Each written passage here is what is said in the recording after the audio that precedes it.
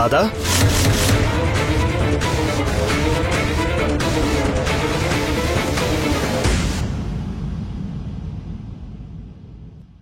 এই সময় তুমি এখানে কি করছো?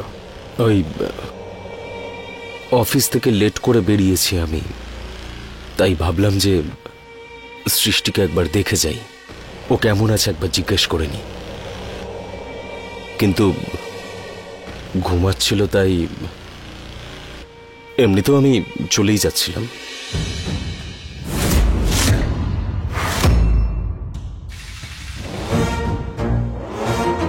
কি দেখছিস?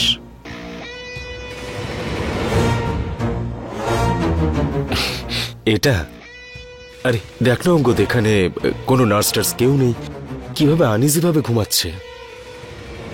আমি ভাবলাম যে ওর মাথার তলায় এই বালিশটা দিয়ে দিই। দাও দাদা, আমি দিয়ে দিচ্ছি। অফকোর্স,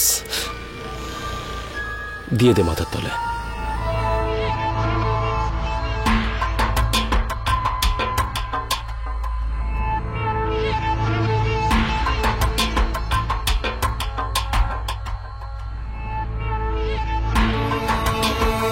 তাছাড়া অঙ্গদ, চিন্তা করিস না তুই, সৃষ্টি ঠিক হয়ে যাবে, আর মাও আস্তে আস্তে সবকিছু মেনে নেবে অঙ্গদ। I hope. মারও কিন্তু শরীরটা খুব একটা ভালো নেই, আমায় যেতে হবে। কিন্তু একটা কথা মনে রাখিস, উই আর ফ্যামিলি। কখনো কোনো কিছুর যদি প্রয়োজন পড়ে তোর, শুধু একটা ফোন করে দিস আমায়। আই নো দ্যাট দাদা, থ্যাঙ্কস। নিজের খেয়াল রাখিস। চলি আমি।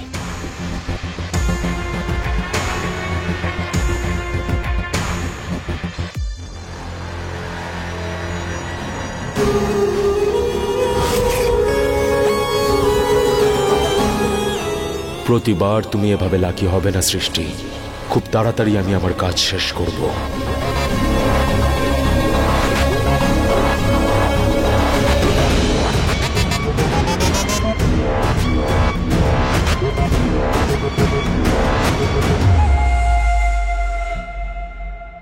কেমন আছেন মিস্টার জয়সওয়াল? ভালো আছি। সৃষ্টি কেমন আছে? ওর হেলথের কি কন্ডিশন? সামান্য ইমপ্রুভ হয়েছে। উনি আমাদের মেডিকেশনে রেসপন্স করছেন। আশা করব ওনার উইল পাওয়ার যেন এরকমই থাকে, খুব তাড়াতাড়ি সুস্থ হয়ে যাবেন। Thank you so much doctor. তবে এই সৃষ্টি সম্পূর্ণভাবে সুস্থ কবে হবে? দেখুন, ইশারায় তো কথা বলছেনই, খুব তাড়াতাড়ি কথা বলতে পারবেন। সৃষ্টি কিছু বলার আগে ওকে আমায় শেষ করে দিতে হবে।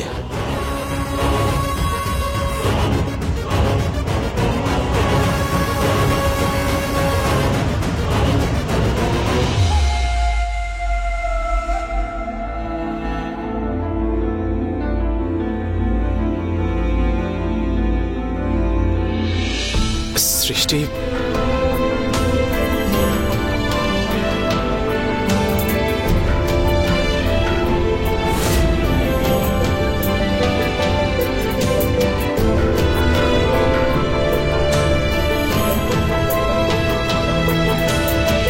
আচ্ছা, আমি আসছি। পেশেন্টরা আমার অপেক্ষায় রয়েছে। আপনি কিছুক্ষণ ওনার কাছে থাকুন, কিন্তু বেশি কথা বলবেন না।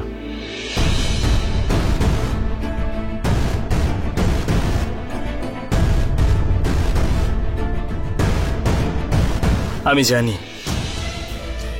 তুমি তোমার দেওয়া কথা রাখার চেষ্টা করছো, কিন্তু সেটা তখন সম্পূর্ণ হবে যখন তুমি সম্পূর্ণ সুস্থ হয়ে আবার বাড়ি ফিরে আসবে।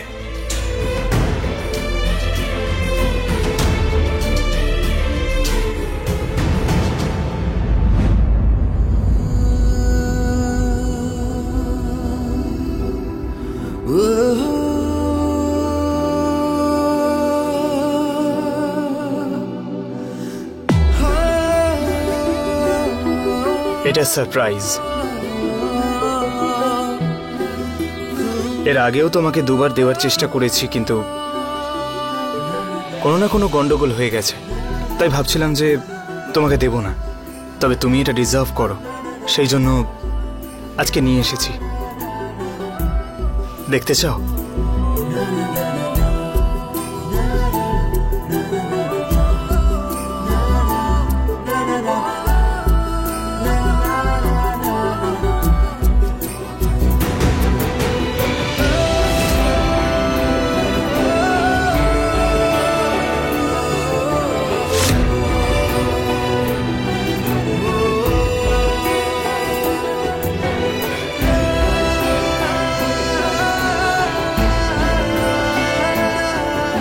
খুব ভালো লাগবে তোমার ওটা।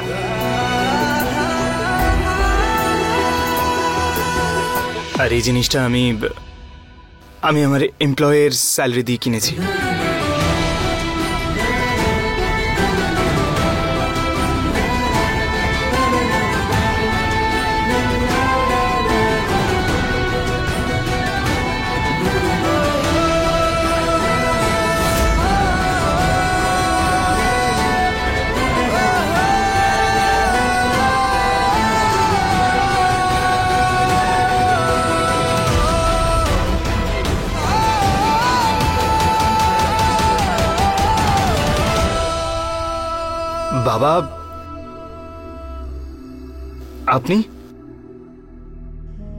বাবা, আপনি এখনো বাড়ি ফেরেননি? বাড়ি গিয়ে কি করব বাবা?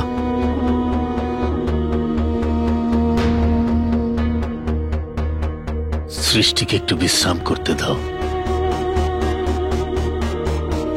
যাতে ও একটু সুস্থ অনুভব করে। তুমি আর আমি বাইরে গিয়ে বসি, চলো। ঠিক আছে বাবা।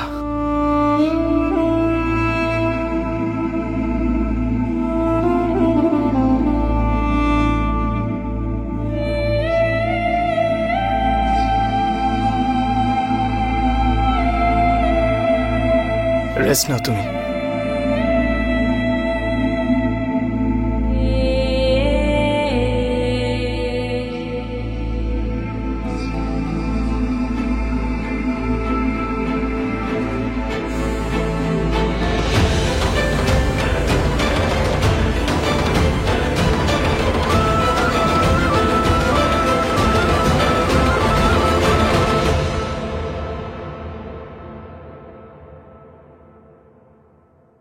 বাবা, আপনি বলুন না, এমন কি কথা আছে যেটা আপনাকে এতটা চিন্তা দিচ্ছে? বাবা, তোমাকে আমি সার্থকের ব্যাপারে কিছু বলতে চাই। হ্যাঁ বাবা, আপনি ফোনে কিছু একটা বলছিলেন, প্লিজ বলুন না, কি হয়েছে? বুঝতে পারছি না যে কি বলবো, কেমন করে বলবো, সাহস হচ্ছে না বাবা। বাবা, এমন এমন কি হয়েছে বাবা? ওর স্মৃতিশক্তি নিয়ে কোনো কথা? একটা অদ্ভুত পরিস্থিতি বাবা। সার্থকের স্মৃতি তো চলে গেছে, কিন্তু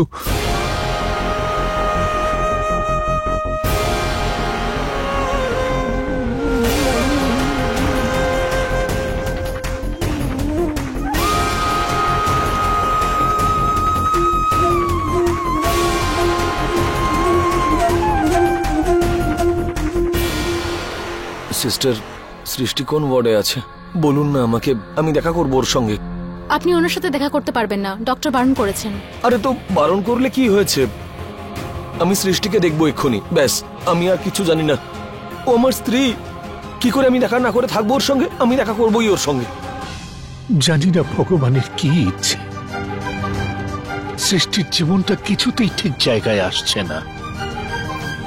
এমনিতে আমার কাছে সৃষ্টির চাইতে বেশি মূল্যবান আর কোনো কিছুই নয়, কিন্তু এখন পরিস্থিতি যা দাঁড়িয়েছে, আমি সম্পূর্ণ দ্বিধাগ্রস্ত। আমি কি করে ভুলে যাব যে আমি সার্থকের বাবা?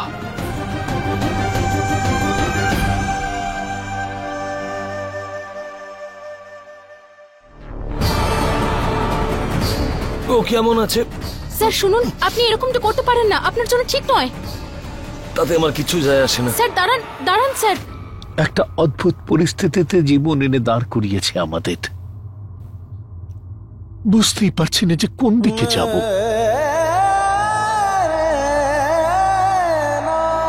সার্থককে বাঁচাতে হলে সৃষ্টিকে আবার সার্থকের স্ত্রী হতে হবে।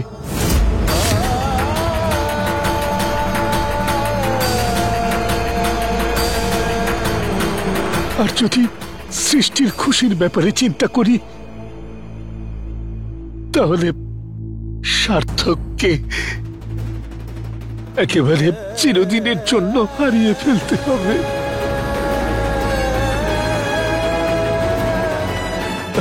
এবার তুমিই বলো বাবা, আমি কি করব? এই অবস্থায় একজন বাবা তার কোন সন্তানকে বেছে নেবে?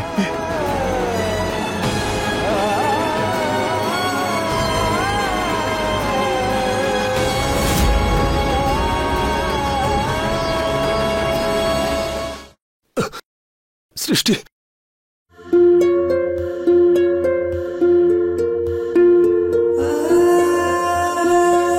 সৃষ্টি, সৃষ্টি,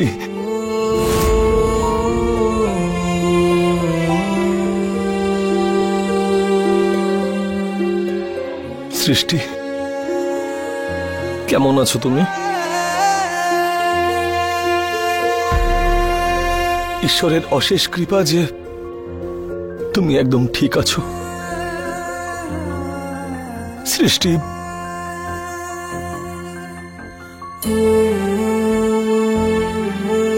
আই এম সরি, ক্ষমা করে দাও আমাকে। আমার জন্যই আজকে তোমার এই অবস্থা। কিন্তু তুমি একদম চিন্তা করো না, তুমি একদম ঠিক হয়ে যাবে। আমরা যখন একসাথে আছি, কিচ্ছু খারাপ হতে পারে না, সব ঠিক হবে। আর আমাদের ভালোবাসার শক্তির সামনে সমস্যা যতই বড় হোক, এইসব ছোটখাটো অ্যাক্সিডেন্ট কেন, বড় বড় সমস্যাও টিকবে না। আমরা দুজনে সবসময় একসাথে ছিলাম, এক আছি আর একই থাকবো। পৃথিবীর কোনো শক্তি আমাদের আলাদা করতে পারবে না।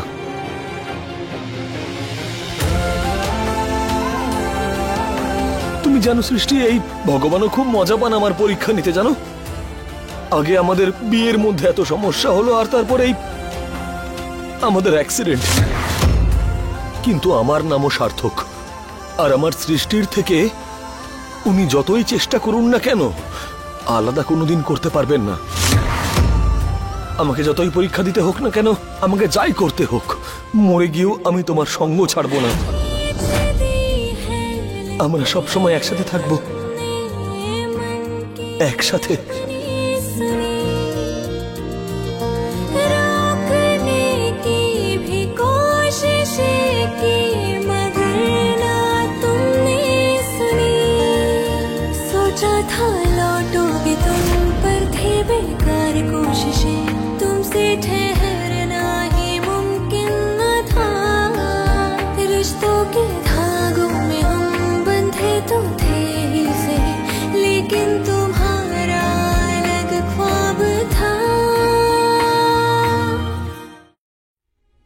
সার্থক, সার্থক বাবা, তুমি এখানে কি করছো? তোমার তো নিজের কেবিনে থাকা উচিত। চলো বাবা, সৃষ্টিকে বিশ্রাম করতে দাও, আর তুমিও নিজের কেবিনে চলো। চলো বাবা। না, আমি কোথাও যাব না বাবা, আমি এখানে সৃষ্টির কাছে থাকবো, আমি কোথাও যাব না। বাবা, এরকম জেদ করতে নেই। যদি তুমি এইখানে বসে সৃষ্টির সঙ্গে এইভাবে কথা বলতে থাকো, তাহলে সৃষ্টি বিশ্রাম করবে কি করে, সুস্থ হবে কি করে? দেখো বাবা, তোমাকে আর সৃষ্টিকে তাড়াতাড়ি সুস্থ হয়ে বাড়ি যেতে হবে তো। তাহলে চলো তোমার কেবিনে।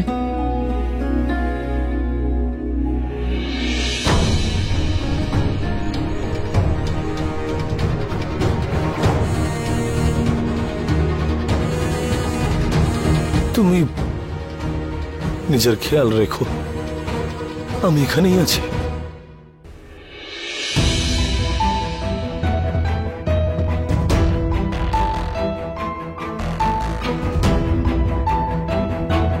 বাবা, একটা কথা বলো তো, এই সৃষ্টি এরকম কেন বিহেভ করছে?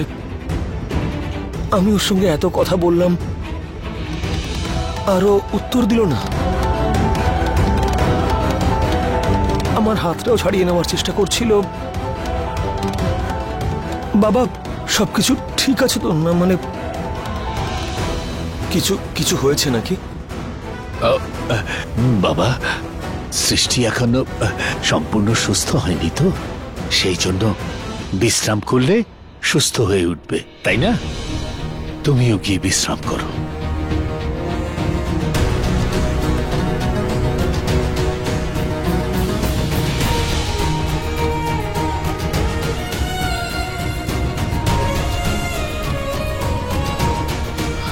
রিল্যাক্স।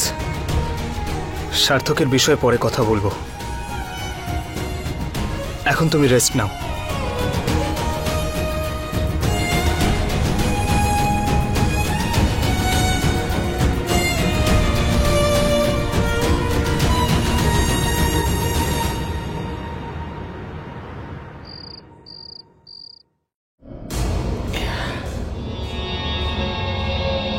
কি কপাল এই সৃষ্টির, দুবার বেঁচে গেল।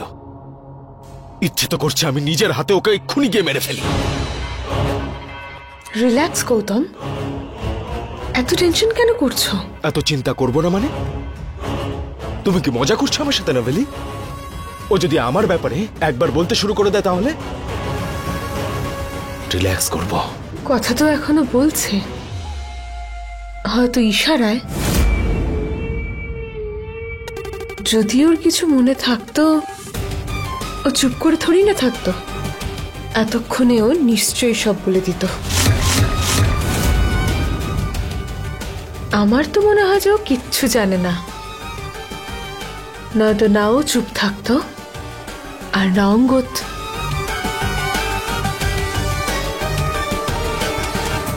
হোয়াটএভার নভেলি, আমি কোনো রিস্ক নিতে চাই না। সৃষ্টির বেঁচে থাকাটা আমার জন্য কিন্তু বিপদের কারণ, আর সেই জন্য আমাকে সৃষ্টিকে আমার রাস্তা থেকে সরাতেই হবে।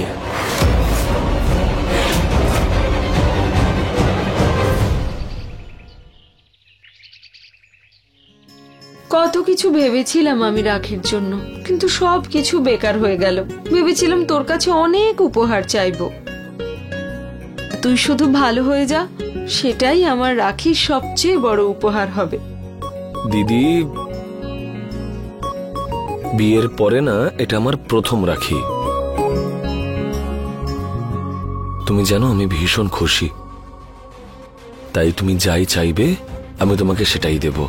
আমি তো চাইতাম তুই মায়েরাকে বিয়ে করবি, সেই কথা, কিন্তু সে তো এখন আর সম্ভব না।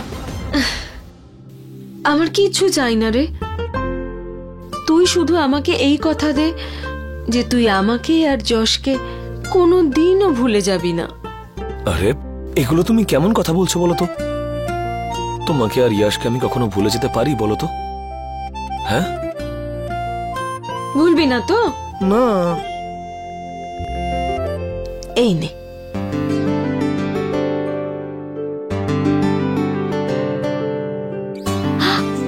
আরে সব তো আটকে গেল।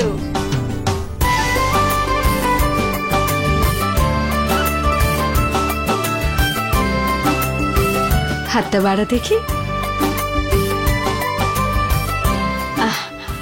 বেঁধে দিয়েছি আমি।